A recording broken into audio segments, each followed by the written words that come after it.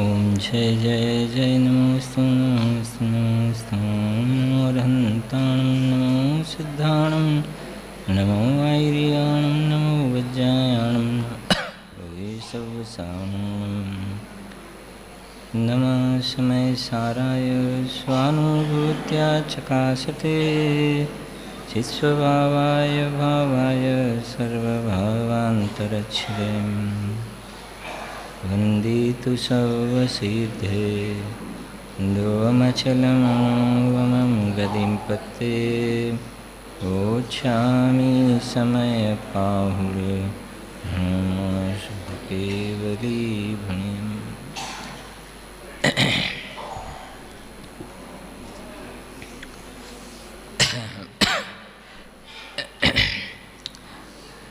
ભરત ક્ષેત્રના સમર્થ આચાર્ય ભગવાન કુંદકુંદ દેવ દ્વારા રચિત સમયસાર પરમાગમમાં 50 થી 55 ગાથા છે. નથી વર્ણ જીવને ગંધ નહીં, નહીં સ્પર્શ રસ જીવને નહીં, નહીં રૂપ કે ન શરીર નહીં, સંસ્થાન સનને નહીં, નથી રાગ જીવને દ્વેષ નહીં, વળી મોહ જીવને છે નહીં, નહીં પ્રત્યયો નહીં કર્મ કે નો કર્મ પણ જીવને નહીં, નથી વર્ગ જીવને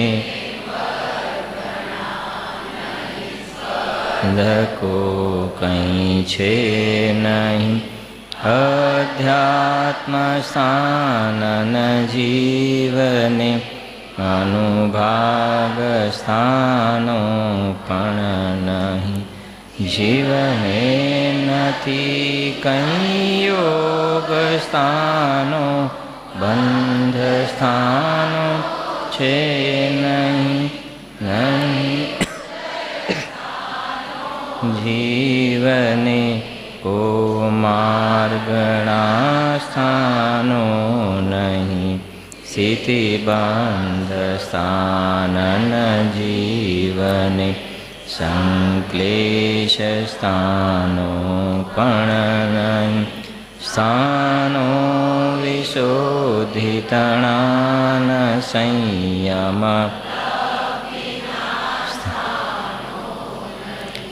નથી જીવ સ્થાનો, જીવને ગુણ સ્થાન પણ જીવને નહીં, પરિણામ પૂદગલ દ્રવ્યના આ સર્વ હોવાથી નક્કી. સવારના વ્યાખ્યાનમાં મોહ રાગ દ્વેષની વાત કરી હતી, જે 51 નંબરની ગાથામાં ઉપર પંક્તિ છે ને, નથી રાગ જીવને દ્વેષ નહીં, વળી મોહ જીવને છે નહીં.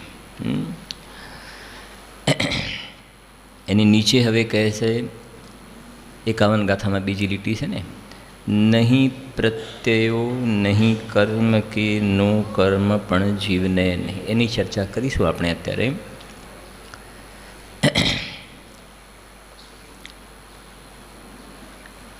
પ્રત્યયોમાં વાત કરશે આગળ કે મિથ્યાત્વ, અવિરતિ, પ્રમાદ, કષાય ને યોગ જે બંધના કારણ કહ્યા ને એને પ્રત્યય કહે છે. પ્રત્યય એટલે બંધના કારણ, એટલે કે આશ્રવ.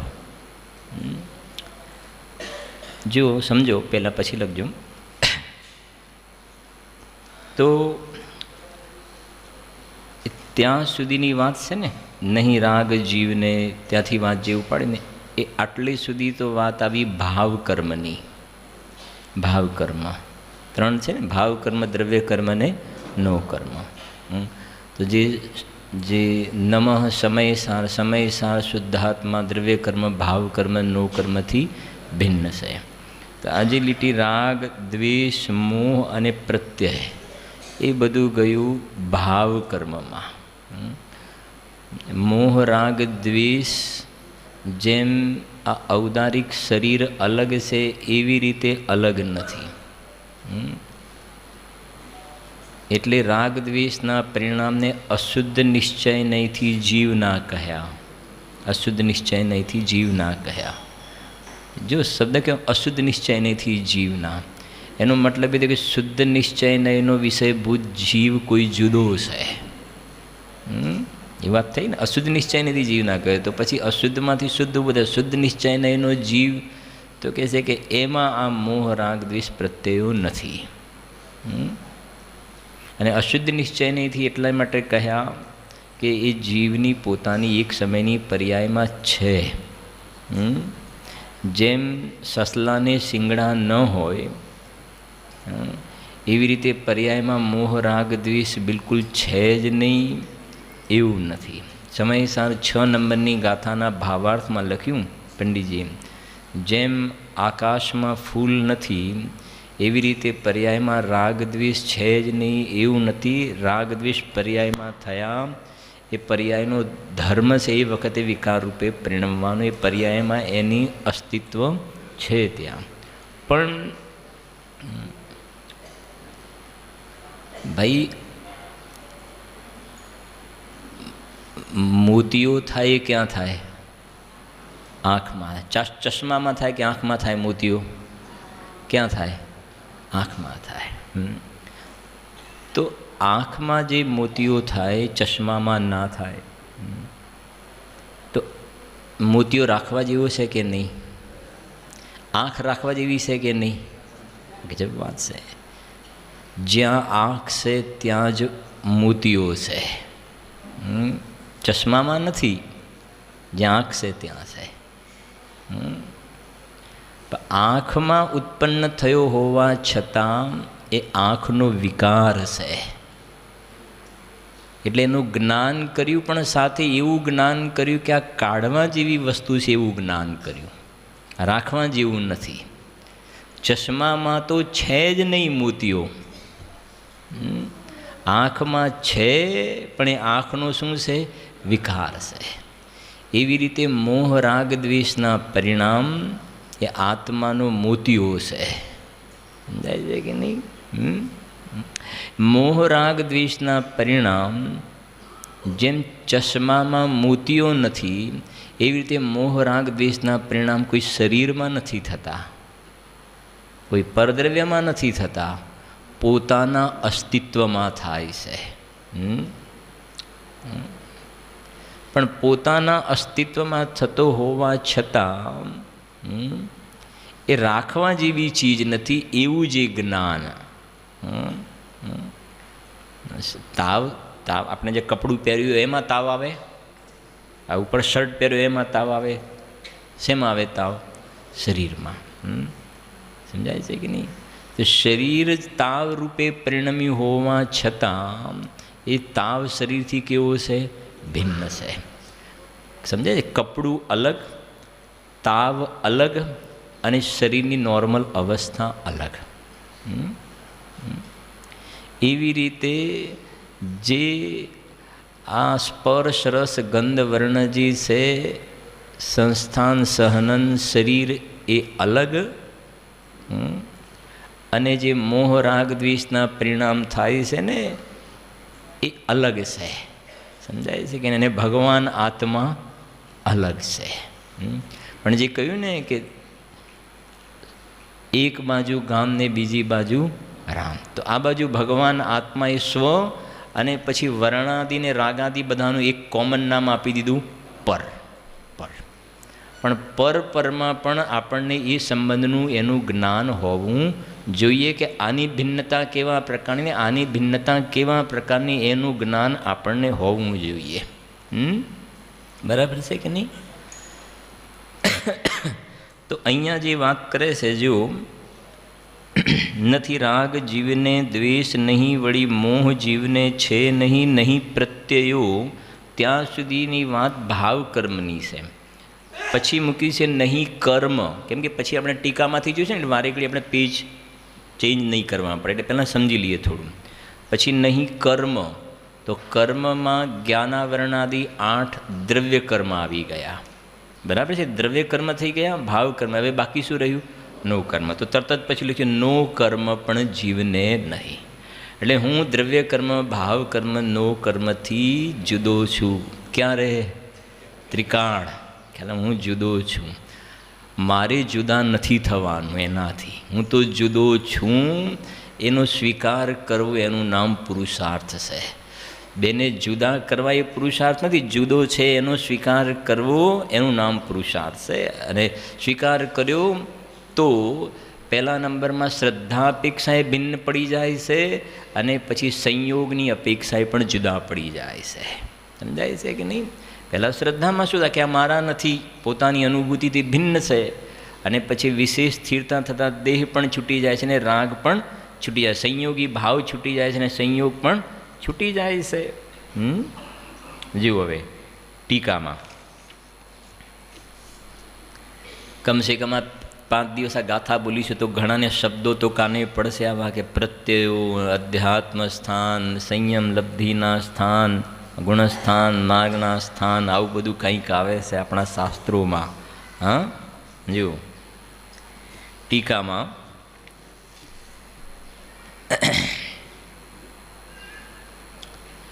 11 નંબરનું 11 સુધી થઈ છે, 12 નંબર 11 પૂરું થાય પછી આપણે 107 નંબરના પેજ ઉપર આવી જાય તો કહેજો મને. 107 નંબરના પેજ ઉપર ઉપરથી બીજી લીટી જુઓ. મિથ્યાત્વ, અવિરતિ, કષાય અને યોગ જેમના લક્ષણ છે એવા જે પ્રત્યયો તે બધાએ જીવને નથી, કારણ કે તે પુદ્ગલ દ્રવ્યના પરિણામમય હોવાથી પોતાની અનુભૂતિથી ભિન્ન છે. શું કહે છે અહીંયા? 4 લખે છે ને, મિથ્યાત્વ, અવિરતિ, કષાય અને યોગ. એ તત્વા સૂત્રમાં આવે છે ને, બંધના 5 કારણ: મિથ્યાત્વ, અવિરતિ, પ્રમાદ, કષાય અને યોગ. એ બંધના કારણ બરાબર છે ને, આતા હે ને તત્વા સૂત્ર में. બંધના 5 કારણ. એને અહીંયા શું નામ આપ્યું છે? પ્રત્યય. શું નામ આપ્યું? પ્રત્યય. અને અહીંયા 4 બતાવ્યા છે: મિથ્યાત્વ, અવિરતિ, કષાય અને યોગ. 4 બતાવ્યા. એટલે અહીંયા જે મિથ્યાત્વ, અવિરતિ પછી જે કષાય છે ને, કષાયમાં પ્રમાદ ગર્ભિત છે. કષાયમાં પ્રમાદ ગર્ભિત છે. એટલે મિથ્યાત્વ, અવિરતિ, કષાય અને યોગ જેમના લક્ષણ છે એવા જે પ્રત્યયો, તો સમજો આ બંધના કારણ કહ્યા. આશ્રવ કહો આને, બંધના કારણ. અને સૌથી પહેલાં મિથ્યાત્વ જાય, પછી અવિરતિ જાય, પછી પ્રમાદ જાય, પછી કષાય જાય, અને પછી યોગ જાય. એવો ક્રમ છે ને. મિથ્યાત્વ ગયું તો કયું ગુણસ્થાન પ્રગટ થયું? 4થું. પછી અવિરતિ ગઈ ને, અવિરતિ ગઈ તો 5મું પ્રગટ થયું, બરાબર છે. પછી પ્રમાદ ગયો તો 7મું ગુણસ્થાન પ્રગટ થયું, 7મું. પછી કષાય ગઈ ને, કષાય ગઈ તો 11મા ગુણસ્થાન, 12મા ગુણસ્થાનમાં આવી ગયા. અને યોગ ગયો તો 14મા ગુણસ્થાનમાં, અયોગી કેવલી. એ ક્રમ છે: મિથ્યાત્વ, અવિરતિ, પ્રમાદ, કષાય અને યોગ. હવે એની અંદર આપણે અત્યારે વધારે નહીં જઈએ. આપણે મને એક સમજો કે સૌથી પહેલો મિથ્યાત્વનો અભાવ થાય છે, પછી અવિરતિ, પ્રમાદ, કષાય અને યોગનો અભાવ થાય છે. એટલે ગુરુદેવશ્રીએ જે 45 વર્ષ સુધી જે ધર્મોપદેશ આપ્યો એ મિથ્યાત્વને દૂર કરવાનો ઉપદેશ આપ્યો. પછી અવિરતિ જાય એટલે વ્રત આવે. અવિરતિ ગઈ ને પછી વ્રત આવે. મિથ્યાત્વ જ નથી ગયું ને તો બહારમાં ગમે તેટલા વ્રત ધારણ કરે, ગમે તેટલા મહાવ્રત ધારણ કરે, અણુવ્રત, મહાવ્રત ધારણ કરે, પણ મિથ્યાત્વ નથી ગયું ને તો પછી એને અવિરતિ, પ્રમાદ, કષા, યોગ બધું એને ઊભું છે. એને વ્રત શેના? એટલે મિથ્યાત્વ, અવિરતિ, પ્રમાદ, કષાય અને યોગ એ 5 જે બંધના કારણ કહે, એટલે જીવની પર્યાયમાં થાય છે. જીવની પર્યાય. પણ અહીંયા એ કહે છે કે આ બધા પુદ્ગલના પરિણામ છે. આજે પોતાની પર્યાયમાં થવાવાળા પરિણામ એ બધા પુદ્ગલ પરિણામમય વાત તો એ મૂકી છે. હા, તો અહીંયા જે કહ્યું ને પહેલાં કે અશુદ્ધ નિશ્ચય નહીંથી એને જીવ ના કહ્યા, પણ અહીંયા દ્રવ્ય દૃષ્ટિ કરાવવાનું પ્રયોજન છે. સમજો, મિથ્યાત્વ અવિરતિ પ્રમાદ કશા યોગ જે પર્યાયમાં બંધના કારણ છે, એ વખતે પણ અહીંયા તો કહે છે કે જેને પોતાની અનુભૂતિ થઈ ને, અનુભૂતિ થઈ તો પોતાની અનુભૂતિમાં કહે છે કે આ બધા તો કે પૂદગલના પરિણામ છે, હું તો એનાથી ભિન્ન છું. મને મિથ્યાત્વ તો એ વખતે રહ્યું નહીં, પણ અવિરતિ પ્રમાદ કશાય ને યોગના પરિણામ તો સમ્યક દૃષ્ટિને છે ને, પર્યાયમાં છે. પણ એ કહે છે કે મને જ્યાં ભગવાન આત્માની અનુભૂતિ થઈ એમાં ના મિથ્યાત્વ છે, ના અવિરતિ છે, ના પ્રમાદ છે, ના કશાય છે, ના યોગ. સમજ જરા ધ્યાનથી. એ સમ્યક દૃષ્ટિની શ્રદ્ધામાં એવો સ્વીકાર થયો કે પહેલાં હું મિથ્યા દૃષ્ટિ હતો ને પર્યાયમાં, એ વખતે પણ મારા દ્રવ્ય સ્વભાવમાં મિથ્યાત્વ પણ નહોતું. અત્યારે જેમ અવિરતિ પ્રમાદ કશાય મારામાં નથી ને, એવી રીતે પહેલાં મારા દ્રવ્ય સ્વભાવમાં મિથ્યાત્વ પણ નહોતું. અને હું એવું માનતો હતો એ મિથ્યાત્વ હતું. આ સમજાય છે કે નહીં? હા હા. હું તો અબદ્ધ સ્વભાવી, જે અબદ્ધ સ્પષ્ટ કહ્યું ને 14 ગાથામાં, અબદ્ધ સ્પષ્ટ છું, કર્મોથી બંધાયેલો નથી, સ્પર્શાયેલો નથી. આ સિદ્ધ ભગવાનની વાત નથી, અમારી વાત ચાલે છે. બરાબર? થોડું શાંતિથી સમજવું એક વાત. આ જે પ્રત્યયો કહ્યા ને, આ 4ને સામાન્ય પ્રત્યય કહ્યા. સામાન્ય પ્રત્યય. પછી તમને એક ગાથા બતાવું છું. એમાં 109થી 13 ગાથામાં એમાં લખ્યું છે કે પહેલા ગુણસ્થાનથી 13મા ગુણસ્થાનના જે ભેદો છે ને, કેમ કે આગળ આપણા ગુણસ્થાનનો બોલ પણ આવશે, એટલે આપણે એને સાથે લઈ રહ્યા છીએ, તો એને પણ પ્રત્યયો કહ્યા છે. આ સામાન્ય પ્રત્યય, અને પછી એનું ડેવલપ કરવામાં આવે તો વિશેષ પ્રત્યય. તો 4માંથી કેટલા થઈ ગયા? 13 ગુણસ્થાનના જે ભેદ કરીએ છીએ ને, એ ખોલજો જરા ગાથા ભાઈ. 109 નંબર કી ગાથા નિકાલો.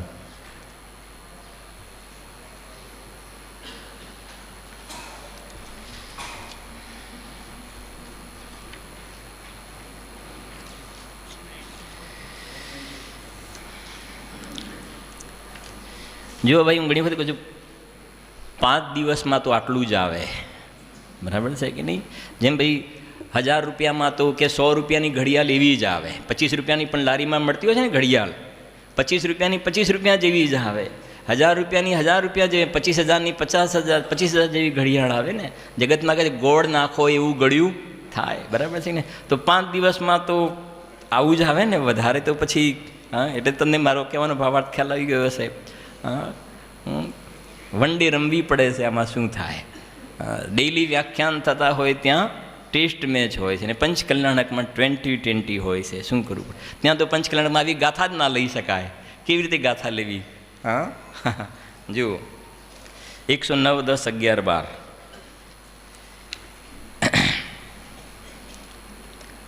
એકસો 91 પેજ ઉપર આવી ગયું ને. સાંભળજો, બહુ સુંદર ગાથાઓ છે. કે એક સમય સાર તો સમય સાર છે. ગ્રંથોનો રાજા એમને એમ થોડો કહ્યું છે આને. હા, પૂદગલ કર્મનો કરતા કોણ છે એ કહે છે. સાંભળજો. સામાન્ય પ્રત્યય 4 નિશ્ચય બંધના કરતા કહ્યા, મિથ્યાત્વને અવિરમણ તે મકશાય યોગો જાણવા.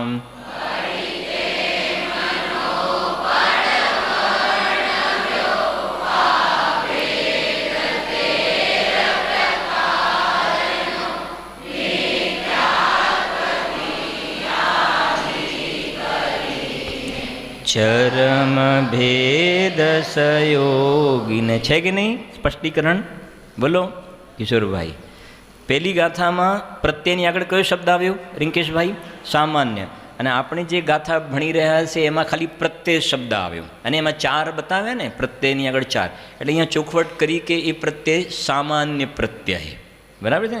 સામાન્ય પ્રત્યય 4 નિશ્ચય બંધના કરતા કહ્યા, મિથ્યાત્વને અવિરમણ એટલે મિથ્યાત્વ અવિરતિ કશાયને યોગ જાણવા. પછી શું લખ્યું? વળી તેમનો પણ વર્ણવ્યો વા ભેદ 13 પ્રકારનો થઈ ગયો ને. મિથ્યાત્વ અવિરતિ પ્રમાદ કષાયને યોગ અથવા મિથ્યાત્વ અવિરતિ કષાયને યોગ. તો 13મા ગુણસ્થાન સુધી સહયોગી કેવલી છે, 14માં તો અયોગી છે, એટલે 13 સુધી લખ્યું. 13 સુધી એટલે લખ્યું. ભેદ પાડે ને તો લખીજો. વળી તેમનો પણ વર્ણવ્યો આ ભેદ 13 પ્રકારનો. પછી ચોખવટ કરી, મિથ્યાત્વથી આદિ કરીને શરૂ કરીને ક્યાં સુધી જવાનું? ચરમ ભેદ. ચરમ એટલે છેલ્લો ભેદ કયો લેવાનો? સહયોગીનો લેવાનો. આ બધા ગુણસ્થાનના ભેદ થઈ ગયા. એને પ્રત્યય કહો, બંધના કારણ કહો, આશ્રવ કહો. હવે વાત એ છે કે આ જે થાય છે એનો કરતા કોણ? આ જે થાય છે એનો કરતા કોણ? તો ચોખવટ કરે છે. જુઓ, પૂદગલ કર્મના ઉદયથી ઉત્પન્ન તેથી અજીવા, તે જો કરે કર્મો ભલે ભોગતાય તેનો જીવન. ગજબ વાત છે ને. આ જે અંદરમાં મિથ્યાત્વ રાગ દ્વેષના જે કોઈ પણ પરિણામો થાય છે ને એનો કરતા જૂના કર્મનો ઉદય છે ને એમાં જોડાય છે. તો એ કર્મો ભલે એના કરતા હોતો હો, કર્મો એના ભલે કરતા હોતો હો. અચેતન શબ્દ વાપર્યો છે કે નહીં? શું લખે છે? પૂદગલ કર્મના ઉદયથી ઉત્પન્ન તેથી અજીવ. અજીવ અચેતન છે. પૂદગલ દ્રવ્યના પરિણામ જે આપણી ગાથામાં એને પૂદગલના પરિણામમાં મૂક્યા. અહીંયા કે અજીવ, કેમ કે એનો કરતા કોણ છે? અજીવ છે. ગુરુદેવશ્રીએ ખૂબ કહ્યું. હું તમને સીધી વાત, આત્મામાં રાગને કરે એવી કોઈ શક્તિ હોય તો આ બીજી પડખાથી વિચાર કરે. અમે આ એક જવાબ આપ્યો. તમે કહ્યું નહીં ભાઈ આત્મા આત્મા આત્માને એનો કરતા આત્માને, પણ તમે આત્મામાં જઈને જુઓ તો ખરા અંદરમાં કે એમાં રાગને કરે, મિથ્યા તો અવિરતિ કષાય પ્રમાદને કરે એવી કોઈ શક્તિ જ નથી. શક્તિ જ નથી ને એનામાં. હા, તો પછી કેવી રીતે કરે? સમજાય છે કે નહીં? એટલે એનામાં તો શક્તિ નથી, એટલે એ તો રાગાદિકનો અકર્તા છે. આ સમજાય છે કે નહીં? આ જે સામાન્ય પ્રત્યય કે વિશેષ પ્રત્યયનો ભગવાન આત્મા કેવો છે? અકર્તા છે. એનામાં શક્તિ નથી તો કેવી રીતે કરે? તો એ થાય છે કે એનો કર્તા કોણ છે? તો કહે છે કે પૂદગલ કર્મના ઉદયથી ઉત્પન્ન તેથી અજીવ છે. આ છે. જો પૂદગલ કર્મના ઉદયથી ઉત્પન્ન તેથી અજીવ. આ જગતમાં કહે છે ને ભાઈ, દીકરીનું લગ્ન જેમ શાહ કુટુંબમાંથી મહેતા કુટુંબ કે ગાંધી કુટુંબમાં થઈ જાય તો પછી દીકરીની પાછળ અટક કઈ લાગે છે? પાછળ મહેતા કે ગાંધી લાગી જાય છે ને કે નહીં? તો ત્યાં ગઈ ને તો બદલે એનો સ્વામી ગાંધી કુટુંબ કે મહેતા કુટુંબ એનો સ્વામી, એટલે એની પાછળ એ લાગી ગયું. એમાં રાગ થોડું વધારે સ્પષ્ટ કરીએ. બાળક છે એ માતાના ઉદરમાં ઉત્પન્ન થાય છે. માતાના ઉદરમાં ઉત્પન્ન થાય, પણ એની પાછળ નામ કોનું લાગે છે? માતાના ઉદરમાં ઉત્પન્ન થાય છે, પણ નામ એની પાછળ એના પિતાનું લાગે છે. સમજાય છે કે નહીં?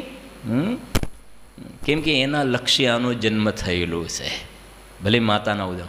એમ રાગ દ્વેષના પરિણામ આત્માના ઉદરમાં ઉત્પન્ન થાય છે, કોઈ આમાં માઇકમાં નહીં. આત્માના ઉદરમાં ઉત્પન્ન થાય છે, પણ એ પૂદગલના લક્ષ્ય થયેલા છે, પરદ્રવ્યના લક્ષ્ય થયેલા છે. માટે આ રાગ દ્વેષ પ્રત્યયનો સ્વામી કોણ છે? પૂદગલ દ્રવ્ય એનો સ્વામી છે. 73 ગાથા કર્તા કર્મધિકાની. પૂદગલ દ્રવ્ય જેનો સ્વામી છે એવા શબ્દો પડ્યા છે. એમાં આ જે કેટલાય પ્રકારના વિશ્વરૂપ જે ભાવો છે, શુભાશુભ ભાવો, એનો સ્વામી પૂદગલ દ્રવ્ય છે. એની પાછળ એનું નામ લાગે છે. હા, એ કહે છે.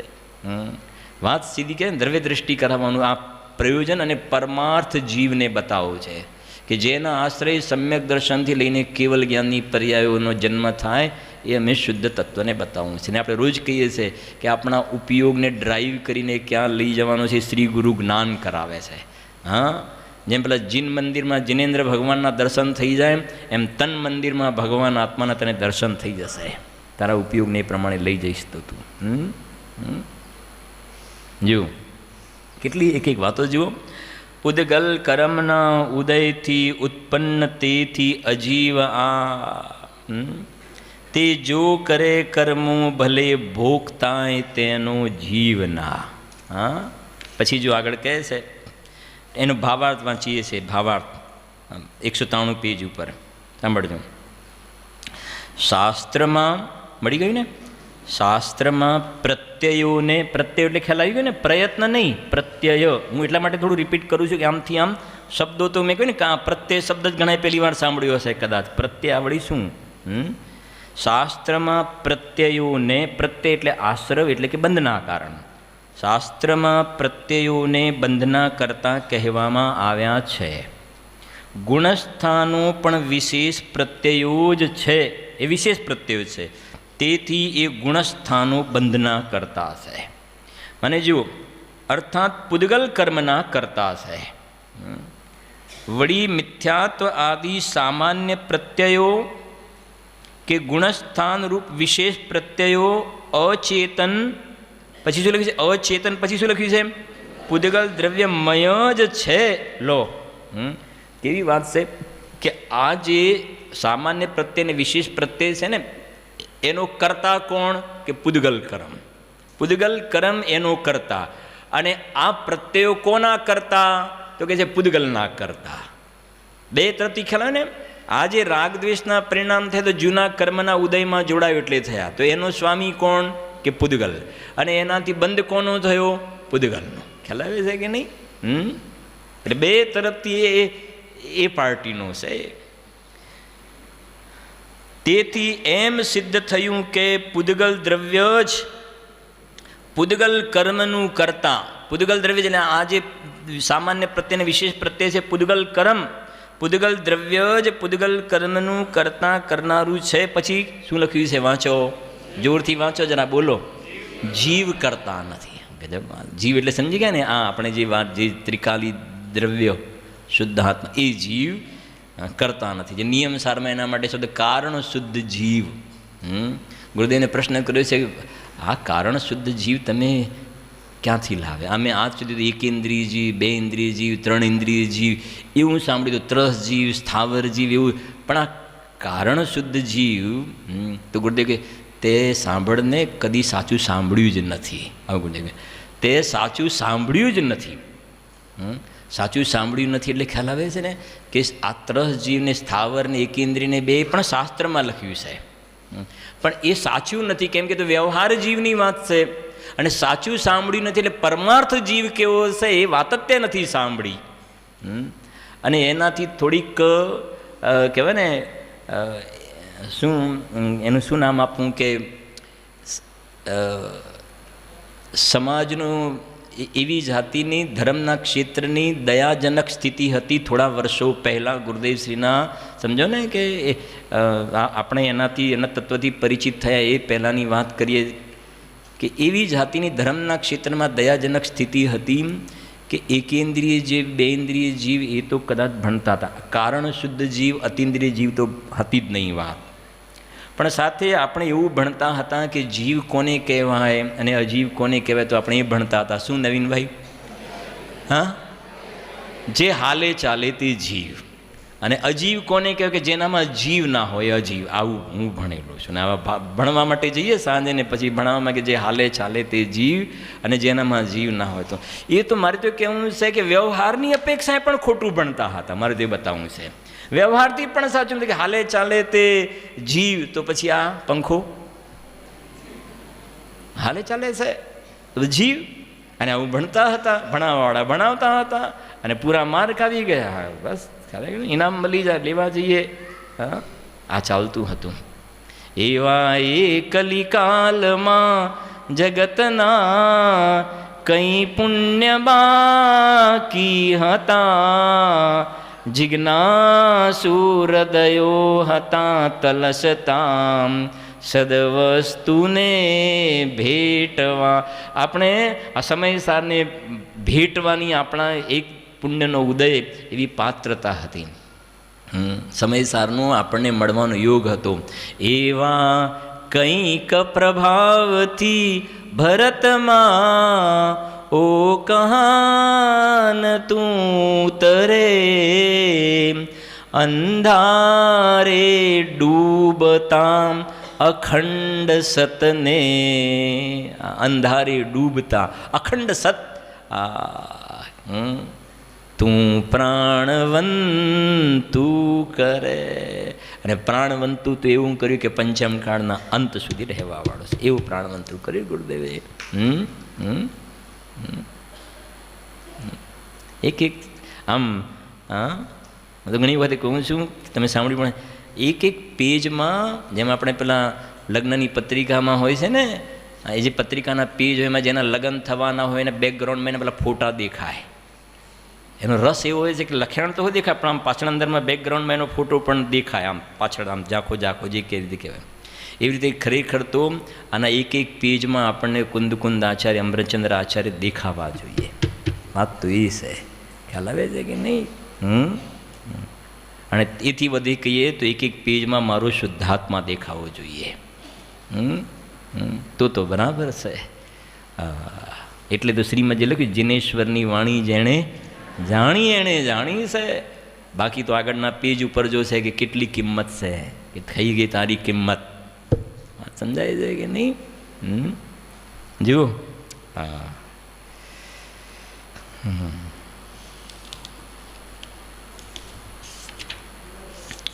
આગળ બીજો બોલ પ્રત્યયનો થયો. હવે પછી એના પછી આવો ગાથામાં પાનું 107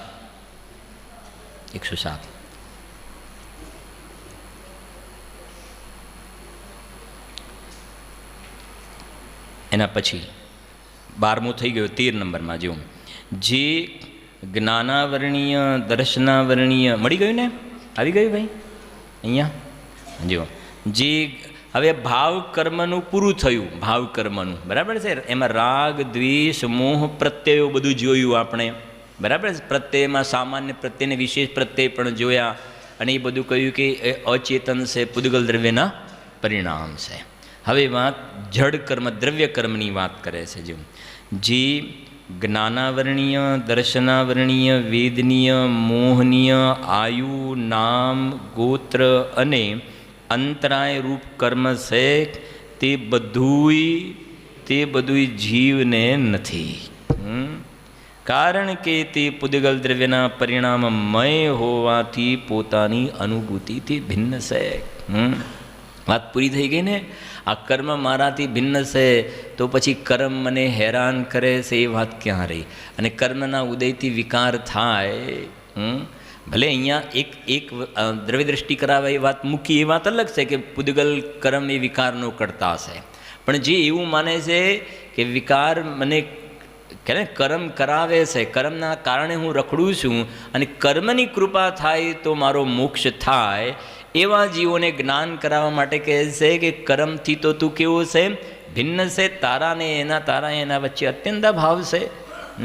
જે ગુરુદેવશ્રી કહ્યું ને, કર્મ વિચારે કોણ ભૂલ મેરી અધિકાઈ, અગ્નિ સહે ગનઘાત લોહ કી સંગતિ પાઈ. કર્મને મને હેરાન કરે છે કે કર્મના ઉદયના કારણે મને તકલીફ છે, એ વાત બરાબર નથી. ટોડરમલજીએ લખ્યું કે જેમ કોઈ વ્યક્તિ પથ્થરો લઈ અને પોતાનું માથું ફોડે, પથ્થર લઈને પોતાનું માથું ફોડે, એમાં પથરાનો શો દોષ? ખ્યાલ આવે છે કે નહીં? તો જીવે સ્વયં એવા ખોટા પરિણામ કરીને કર્મ બાંધ્યા અને કર્મ ઉદયમાં આવ્યા, તેમાં કર્મનો કોઈ દોષ નથી. અને 9મા અધિકારમાં એમને લખ્યું, એ વારંવાર શિષ્ય કહે છે, બહુ એક સરસ વાત લખી 9મા અધિકારની અંદર, કે અમારે સમ્યક દર્શન તો કરવું છે. પેલો શિષ્ય કેવું કહે છે, અમારે આત્માની અનુભૂતિ તો કરવી છે, પણ શું છે કે કર્મનો જબરજસ્ત ઉદય છે, એટલે અમારે આત્માનો અનુભવ થતો નથી. ટોડરમલજીએ જવાબ આપ્યો કે જો તત્વ નિર્ણય કરવું એ તારું કામ છે, તું તત્વ નિર્ણયનો અભ્યાસ કર, તું પોતાના આત્માની અનુભૂતિનો અભ્યાસ કર. આત્માની અનુભૂતિનો અભ્યાસ કરીશ ને તો અનુભૂતિ થશે, તો ઓટોમેટિક કર્મ તો શું થશે? ચાલ્યા જશે. પણ તારે તત્વ નિર્ણય તો કરવું નથી, આત્માની અનુભૂતિનો અભ્યાસ તો કરવો નથી. અને દોષ કોના ઉપર લગાવે છે? કર્મ ઉપર લગાવે છે. તેમને લખ્યું કે તું પોતે તો મહંત રહેવા ઈચ્છે છે અને દોષ કર્મમાં લગાવે છે, તો જીન આજ્ઞા માને તો આવી અનીતિ સંભવે નહીં. એના પછી જે એક વાત લખી છે મારે ખાસ કહેવી છે, પંડિતજી એક બહુ સરસ વાત લખી. એમને એમ કહ્યું કે તું દેખાદેખી મોક્ષને ઉત્કૃષ્ટ કહે છે. કેમ કે જગતમાં તો તું પુરુષાર્થ કરે તો પણ બહારમાં કામ ન થતા હોય એવું જોવામાં આવે છે. 10 વિકલ્પ કરે ને એમાંથી 4 થયા અને 6 ના થાય એવું પણ જોવામાં આવે છે ને. તું પુરુષાર્થ કરે છતાં પણ બહારમાં કાર્ય ન થતું હોય એમ જોવામાં આવે છે, છતાં ત્યાં તું પુરુષાર્થ કરે છે, ઉદ્યમ કરે છે. અને અહીંયા આત્માનુભૂતિના પુરુષાર્થની વાત આવે અને અહીંયા ઉદ્યમ થઈ શકે એમ છે, અને તું વાત કર્મની કરે છે ને, તો એના પરથી નક્કી થાય છે કે તું મોક્ષને દેખાદેખી ઉત્કૃષ્ટ કહે છે. કેમ કે જે સમજો લાઈન, જે પોતાને ગમે, હિતરૂપ લાગે, એટલે જે પોતાને ગમે અને એ વસ્તુને પ્રાપ્ત કરવાનો ઉદ્યમ થઈ શકે એમ પણ લાગે. ફરીથી, જે વસ્તુ પોતાને ગમે, બરાબર છે, કે જેમ સમજો કે ભાઈ આ વસ્તુ મને ગમે છે અને હું ઉદ્યમ કરું તો આ મને મળી પણ શકે છે, તો હું આને મેળવવાનો ઉદ્યમ કરીશ કે નહીં કરીશ? એક તો મને આ ગમ્યું અને હું મહેનત કરું તો મને મળી શકે એવો પણ મને ખ્યાલ છે, તો હું મહેનત કરીશ કે નહીં કરીશ? કરીશ. એમ પંડિતજી કહે છે કે તું ખરેખર જો મોક્ષને ઉત્તમ માનતો હોય, જેમાં ઘડિયાળની દ્રષ્ટિએ એમ મોક્ષને તું ઉત્તમ માનતો હોય, તો મોક્ષની પ્રાપ્તિ થઈ શકે એમ છે, આત્માની અનુભૂતિ થઈ શકે એમ છે. અને તો જેમ જગતમાં જે વસ્તુ સારી લાગે એને મેળવવાનો ઉદ્યમ થઈ શકતો હોય તો કરે, તો ખરેખર તું આત્માનુભૂતિનો ઉદ્યમ કરે છે કે નથી કરતો? જો કરતો હોય તો સમજવું જોઈએ કે તને મોક્ષ ઉત્કૃષ્ટ લાગ્યો છે. બાકી તો ગંગા તટે ગંગાદાસ ને જમના તટે જમનાદાસ, અહીંયાથી ઊભા થયા પછી આ વાત કરવાની નહીં. ખ્યાલ આવે છે કે નહીં? એવું નથી હોતું. મેં પહેલાં જ વ્યાખ્યાનમાં કહ્યું હતું, ભગવાનનો ભક્ત એને કહેવાય કે જેને નિરંતર દેવશાસ્ત્ર ગુરુ અને પોતાના શુદ્ધાત્માની ઉર્ધ્વતા રહે. જુઓ વાંચીએ છીએ, જે જ્ઞાનાવરણીય, દર્શનાવરણીય, વેદનીય, મોહનીય, આયુ, નામ, ગોત્ર અને અંતરાય રૂપ કર્મ છે. એક આ લઈએ છે, બધું નથી લેતા. જુઓ, સાંભળજો. જ્ઞાનાવરણીયનો ઉદય હોય ને, જ્ઞાનાવરણીય કર્મ, આવા જડ કર્મ છે. આ જે સાંભળજો, થોડી કર્મની પણ વાત કરજો. આપણું આ જે 5 શરીરમાં જોયું તો ઔદારિક, વૈક્રિયક, આહારક, તેજસ અને કારમાણ શરીર જોયા હતા. સમજો, આ આપણું શરીર કયું છે? ઔદારિક શરીર. ઔદારિક જે આપણે જોઈ શકીએ છીએ, ઔદારિક શરીર. એ શરીર સિવાય અંદર એક બીજું શરીર છે તેજસ, અને એક બીજું કયું? કારમાણ શરીર છે. અને આત્મા એનાથી જુદો છે. આત્મા જુદો છે. અને આ પણ પૂદગલની રચના છે. અને પેલું અંદરમાં જે કારમાણ શરીર છે ને, આ 8 કર્મોનું બનેલું, આ જે કર્મ બોલ્યા, એ 8 કર્મોનું બનેલું શરીર, એને કારમાણ શરીર કહેવાય. જેમાં આ શરીર છે તો આપણે એનાથી કહેતા અષ્ટાંગ નમસ્કાર. અષ્ટાંગ એટલે એમાં કેટલા અંગ આવી ગયા? 8. એમ અંદરમાં કારમાણ શરીરના પણ અંગ કેટલા થઈ ગયા? હાલો, આ એનું નવું મળી ગયું કે અષ્ટાંગ. ઔદારિકના 8 અંગ, તો કારમાણના પણ કેટલા? 8. તો 8 છે એના. હવે એ કહે છે કે આ શરીર પૂદગલની રચના છે, અને અંદરમાં જે કારમાણ શરીર છે એ પણ પૂદગલની રચના છે. એ પણ પૂદગલની, પણ જે તત્વ છે પરમ સૂક્ષ્મમ, અંદરનું જે કારમાણ શરીર આના કરતાં સૂક્ષ્મ છે. અને થોડીક તમને વધારે વાત કરું કે આ શરીરમાં જેટલા પરમાણુઓ હોય ને, પરમાણુ, એના કરતાં અનંત ઘણા પરમાણુઓ કારમાણ શરીરમાં હોય છે. તો આપણને એમ થાય કે એટલા બધા પરમાણુઓ હોય તો પહેલું કયું દેખાવું જોઈએ? પહેલું કારમાણ દેખાવું જોઈએ. ખ્યાલ ને? આના કરતાં પરમાણુની સંખ્યા એમાં ઘણી છે, અનંત ઘણા પરમાણુઓનું સ્કંદ છે. પણ એ સૂક્ષ્મ છે, એ આપણા ચક્ષુ ઇન્દ્રિયનો વિષય નથી બનતો. જે સાયન્ટિસ્ટ લોકો જીવને શોધવાનો પ્રયત્ન કરી રહ્યા છે, કાચના બોક્સમાં એક કોઈ જીવજંતુને મૂકે, અને પછી એમાંથી જીવ ચાલ્યો જાય તો શોધે કે ક્યાં ગયો ક્યાં ગયો ક્યાં ગયો. અરે જીવ તો અરૂપી છે, એ તો કાચના બોક્સમાંથી ચાલ્યો ગયો. પણ મારું તો કહેવું છે કે જ્યારે જીવ જાય ને એક ગતિમાંથી બીજી ગતિમાં, તો વિગ્રહ ગતિમાં સાથે જાતે બીજું જીવની સાથે તેજસ શરીર અને આ 8 કર્મ, આ કારમાણ શરીર પણ સાથે જાય છે.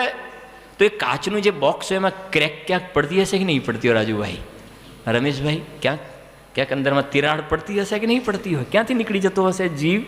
હા, અરે શરીર ક્યાંથી નીકળી જતું હશે પૂતગલનું છે તો? તમને એમ ખબર નહીં પડે.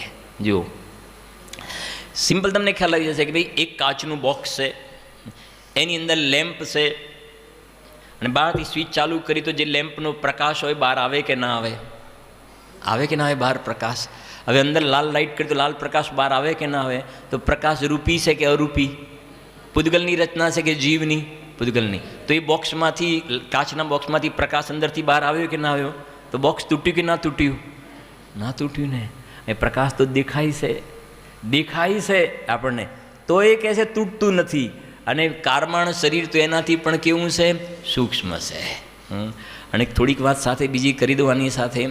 જુઓ, આ બધી વાતો કેવી છે કે જ્યારે જીવ અહીંયાથી એક પર્યાયમાંથી બીજી પર્યાયમાં જાય છે ને, એ વખતે આ જે શરીર ખૂબ વહાલું છે, એનું જતન કરવાનો ખૂબ પ્રયત્ન કરે છે. 60 વર્ષનો થયો તો 30 વર્ષનો દેખાવાના પ્રયત્ન કરે છે ગમે તે રીતે. એ કથમ અપી મૃત્વા જગ્યાએ કે નહીં? હા, ફિટિંગવાળા કપડાં પહેરશે, શૂટ બૂટ આમ તેમ, બીજું જે કંઈ બધું, માથાના વાળ બધા બદલી કાઢશે ને, બધું આ બધું બદલી કાઢશે ને. ધમાલ કેટલી કરે છે પાપની. પણ એક વાત સમજી લેજે, થોડાક સમય પછી આ ઔદારિક શરીર અહીંયા પડ્યું રહેશે. વાત તો સાચી છે કે નહીં? થોડાક સમય પછી પડ્યું રહેશે. ઔદારિક સમજો, ઔદારિક શરીર પડ્યું રહેશે. શરીર પછી સ્ત્રી પુત્ર જમીન જાયદાદ, કે મેં અહીંયા જમીન રાખીને, અહીંયા જમીન રાખીને, આ પ્લોટ રાખ્યો ને, આ એક મકાન રાખ્યું ને, એક અહીંયા રાખ્યું ને, બીજું રાખ્યું, ત્રીજું રાખ્યું, બધું જ તમારું શું કે પેલી 2 પ્રકારની પ્રોપર્ટી કઈ 2 પ્રકારની કહેવાય? કેટલી બધી ક્યાં લગાવે છે? એક સ્થાવર મિલકત ને બીજી કઈ કહેવાય? આમ થાય તો આમ ને આમ થાય તો આમ, કેટલા પ્રોવિઝન. પણ મરીને તારે ક્યાં જવાનું છે? હા, વિચાર કરો. જે બોલે જહાં દેહ અપની નહીં તહાં ન. જ્યારે જીવ અહીંયાથી જાય છે બીજી પર્યાયમાં, એ વખતે આ બધું અહીંયા બિલકુલ મૂકીને જાય છે. સાથે કશું લઈ જાય છે કે નહીં? અત્યારે આની વાત તો છે જ, પણ એની સાથે આ પણ સમજો, સાથે કશું લઈ જાય છે કે નહીં? કે આ જે કર્મ કહ્યા ને, કર્મ 8 કર્મ, આ કારમાણ શરીર 8 કર્મોનું બનેલું શરીર. તો જે આ પુણ્ય પાપના જે ભાવ કરે છે, વિકારી ભાવ, રાગ દ્વેષના, મોહ રાગ દ્વેષના, એનાથી જે કર્મ બંધાયા આત્માની સાથે, એક ક્ષેત્રાવગાહે 8 કર્મ જે બંધાય ને, તો જ્યારે વિગ્રહ ગતિમાં એક ગતિમાંથી બીજી ગતિમાં જ્યાં ઉતારા કરવાના હોય, તો એ વખતે આ બધું તો મૂકીને જાય છે. પણ સાથે કયું શરીર લઈને જાય છે? કારમાણ શરીરને લઈ જાય છે, જે બાંધેલા કર્મ લઈને જાય છે. અને પછી ત્યાં એનો હિસાબ કિતાબ થાય છે. और फिर नरक निगोदो बीच हुए सब निर्णय है सर्वे. હિસાબ કિતાબ થાય છે ત્યાં ગાડી. કદાચ સાંભળ્યું હશે, એક શેઠજી હતા, એમના અલગ અલગ જગ્યાએ બધા બહારના હિલ સ્ટેશન કે શું કહેવાય, ત્યાં બધી જગ્યાએ પોતાના બંગલા. એક જગ્યાએ જવાનું હશે તો કહ્યું પેલા માણસને કે ભાઈ હું અડધો કલાકમાં આવું છું. કે ઠીક છે, સાફ સૂફ કરીને તૈયાર તો રાખવું પડે ને, સાહેબનો ફોન આવ્યો હોય એટલે બધું ઝાપટ ઝૂપટ કરીને બધું ચોખ્ખું કરીને એને થોડો થાક લાગી ગયો. થાક લાગ્યો એટલે શેઠજીના રૂમમાં છેલ્લું એ થવું જોઈએ કે શું રહી ના જાય. હા, કે થોડું જરાક થાક લાગ્યો એટલે બેઠો એટલે સેજ આડે પડવાનું મન થયું. આંખ મળી ગઈ, થાકેલો હતો. શેઠજી આવ્યા, જોયું આ હેસિયત એની, મારા બેડરૂમમાં એની એન્ટ્રી ના હોય, મારા રૂમમાં એન્ટ્રી ના હોય, એની જગ્યાએ ઊંઘ્યો છે. બાજુમાંથી ચાબુક હન્ટર ઉઠાવ્યું, સડાક દઈને એક પેલાને લગાવ્યું. પણ પેલાનું પણ ક્યાંક પુણ્ય હશે, ક્યાંક સમયસાર પ્રવચનસાર મોક્ષમાર્ગ પ્રકાશક સાંભળવાનો યોગ બની ગયો હશે કોઈ કારણસર, ક્યાંક 2 શબ્દો કાને પડ્યા હતા, પણ એને વાત સમજી લીધી હતી. એ હસવા માંડ્યો. શેઠજી 2-4 લગાવ્યો, જોર જોરથી હસવા લાગ્યો. શેઠજી જરાક હાથ ઢીલો પડી ગયો કે શું છે આ? કહે છે કે હું તને મારતું જાઉં છું ને તું હસતો જાય છે, કેમ હસે છે? કે શેઠ વાત એવી છે કે હું અડધો કલાક આમાં ઊંઘ્યો, એમાં મારે 8-10 હંટર ખાવા પડ્યા, તો તમે આખી જિંદગી ભોગ વિલાસમાં રચ્યા પચ્યા રહો છો. મને એમ થાય કે તમારું શું થશે,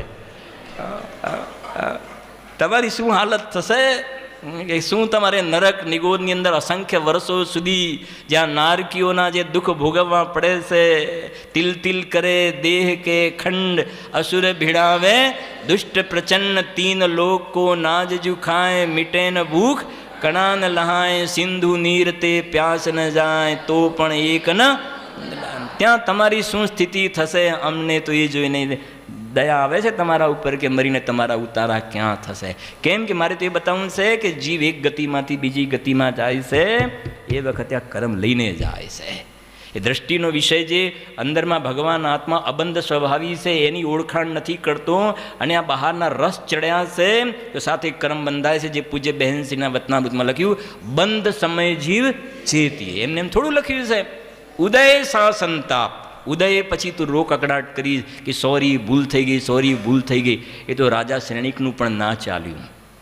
રાજા શ્રેણિકે 3જા દિવસ પછી સોરી તો કહ્યું ને, પણ 7મી નરકનો આયુનો બંધ થઈ ગયો તો નરકમાં તો જવું પડ્યું, એ જવું પડ્યું. એની અંદર કોઈ ચાલે નહીં. ગતિનો બંધ, આયુનો બંધ થઈ ગયો તો જવું પડે. વાત તો આવી છે ભાઈ.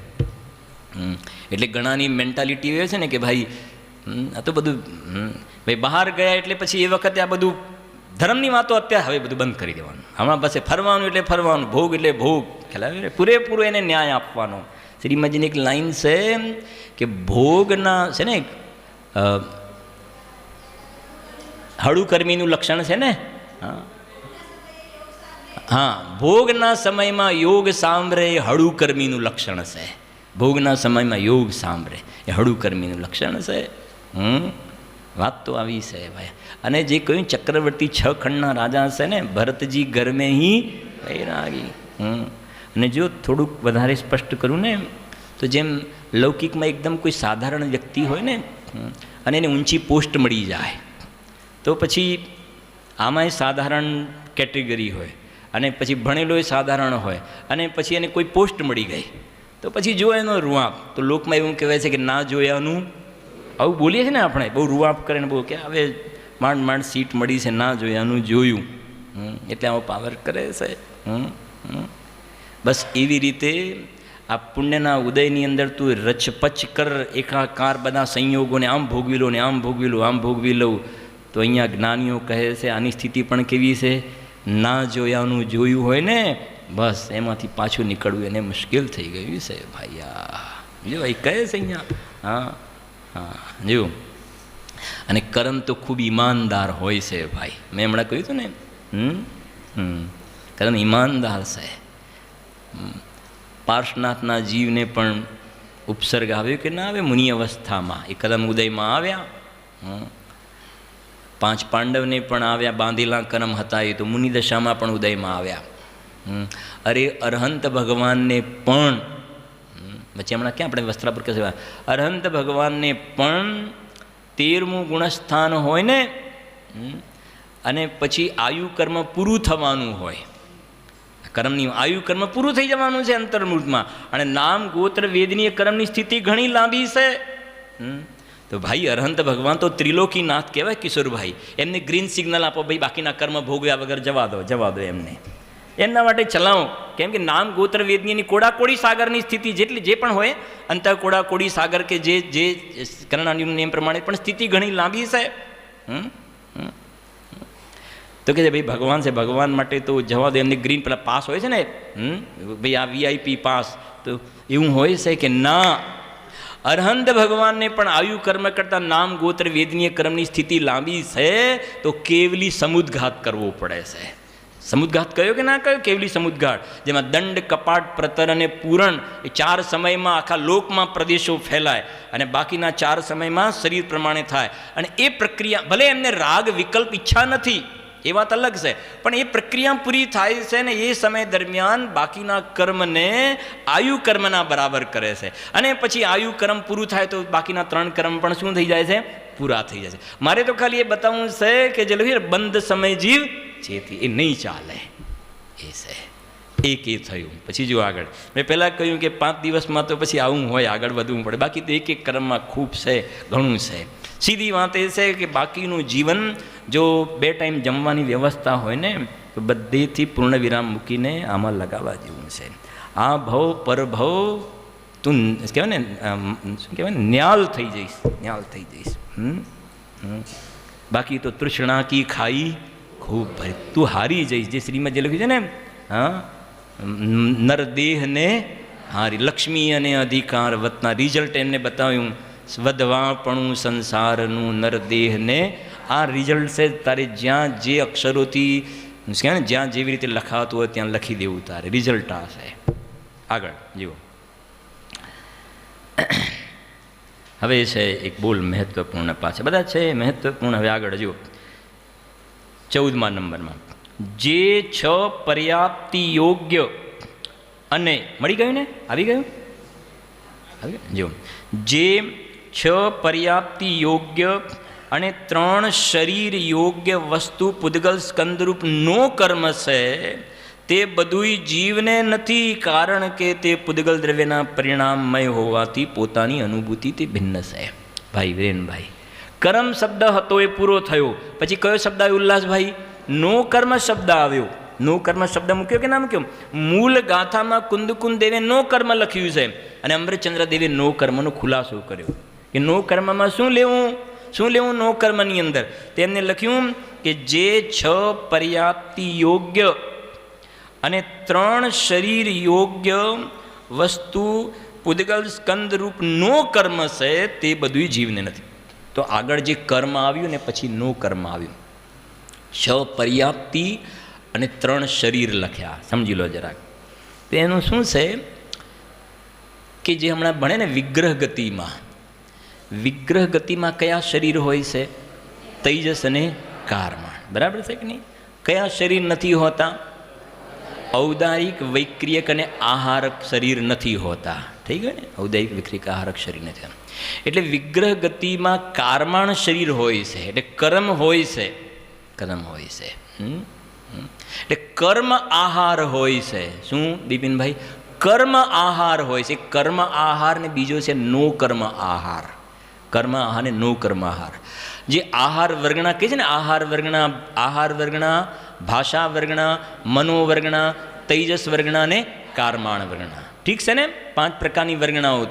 તો વિગ્રહ ગતિમાં જ્યારે જીવ હોય છે ને, 1, 2, 3 સમય જે છે ને, તો એ વિગ્રહ ગતિની અંદર એને કારમાણ શરીર તો છે, એટલે એ વખતે કર્મનો આહાર ચાલુ છે, કર્મનો આહાર. પણ જે આહાર વર્ગણાથી ઔદારિક શરીર બને, આપણું જે શરીર બને આહાર વર્ગણાથી ઔદારિક, વૈક્રિયક અને આહારક શરીર બને છે, આહાર વર્ગણાથી. ભાષા વર્ગણાથી આ ભાષા નીકળે, મનોવર્ગણાથી આ મનની રચના થાય. હવે જ્યારે જે વિગ્રહ ગતિમાં હોય છે, વિગ્રહ ગતિમાં, એ વખતે એને આવું કોઈ શરીર ક્યાં હોય છે? માત્ર જે કંઈ સ્પષ્ટ કોઈ કારમાણ શરીર હોય છે ત્યાં. સમજાય છે કે નહીં? અને કારમાણ શરીર એટલે કર્મ છે, નો કર્મ નથી. ના ત્યાં આ શરીર છે, ના ભાષા છે, ના મન છે. સમજાય છે કે નહીં? હવે જ્યારે વિગ્રહ ગતિનો સમય પૂરો થયો અને પછી જ્યારે એક ગતિમાંથી બીજી ગતિમાં જ્યારે અહીંયા મરણ થયું ને જન્મ, બીજી જ્યાં જન્મ લેવાનો હોય ત્યાં જીવ ગયો વિગ્રહ ગતિને કાળ પૂરો કરીને, અને નવું શરીર ધારણ કરે ત્યાં. તો નવું શરીર ધારણ કર્યું ને, તો આહાર વર્ગણાથી એનો ઔદારિક કે વૈક્રિયક શરીર મળ્યું, ભાષા મળી, મન મળ્યું. તો એ થઈ ગયું નો કર્મ વર્ગણાથી. આ જે ગયું બધું નો કર્મમાં ગયું. સમજી ગયા ને? એટલે અહીંયા ભિન્ન પાડ્યું. કર્મ આહાર અને વિગ્રહ ગતિનો કાળ પૂરો થયા પછી કયો આહાર પાછો ચાલુ થયો? નો કર્મ આહાર ચાલુ થયો. કર્મ આહાર તો ખરો જ જિજ્ઞેશભાઈ, કર્મ આહાર તો ચાલુ જ હતો, પણ વચ્ચે થોડોક સમય સુધી નો કર્મનો આહાર બંધ હતો ને વિગ્રહ ગતિમાં, એ આહાર પણ શું થઈ ગયો? ચાલુ. એટલે 3 શરીર એટલા માટે લખ્યા. 3 શરીર લખ્યા ને, તેજસ અને કારમાણને છોડ્યા અને આ શરીર લીધા, કેમ કે વિગ્રહ ગતિમાં એ નથી હોતા, આ ત્રણ નથી હોતા. એક વાત. અને છ પર્યાપ્તિ કહી, છ પર્યાપ્તિ.